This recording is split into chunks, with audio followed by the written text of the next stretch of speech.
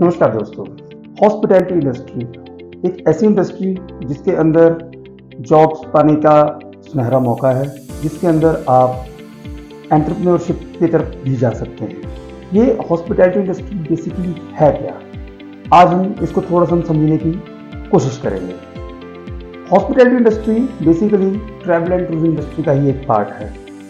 हम सबको पता ही है, इंसान जो है वो कई 100 सालों से जो है वो ट्रैवल कर रहा है अलग अलग रीजंस के लिए।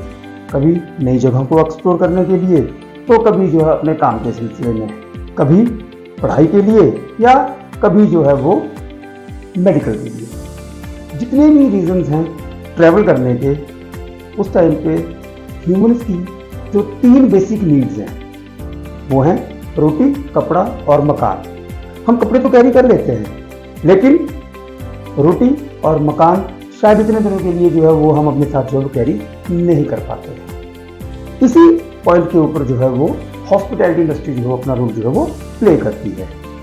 हॉस्पिटैलिटी इंडस्ट्री बेसिकली हमें जो है वो 2 चीज़ें प्रोवाइड करती है। नंबर 1 अकोमोडेशन, रहने की जगह, और दूसरा फूड, खाना पीना। अब आज अगर हम मॉडर्न डे की बात करें तो किस तरह से हम जो है वो इस इंडस्ट्री के अंदर अपना जो है वो करियर बना सकते हैं।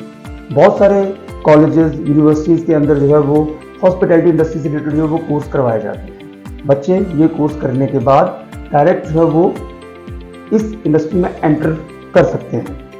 एंट्री करने के लिए सिर्फ एक पर्टिकुलर जैसे कि अगर मैं बोलूँ कि होटल्स ही नहीं हैं, होटल्स के साथ साथ अगर मैं बात करूँ restaurants, cafes, cruise line, railway caterings, airlines और भी बहुत सारे जो है वो रोजगार के जो है वो मौके जो है वो इस इंडस्ट्री में जो है वो युवाओं के लिए जो है वो अवेलेबल है। और ऐसा ही नहीं है कि इस इंडस्ट्री के अंदर सिर्फ जॉब ही जो है वो एकमात्र जरिया है कमाई करने का।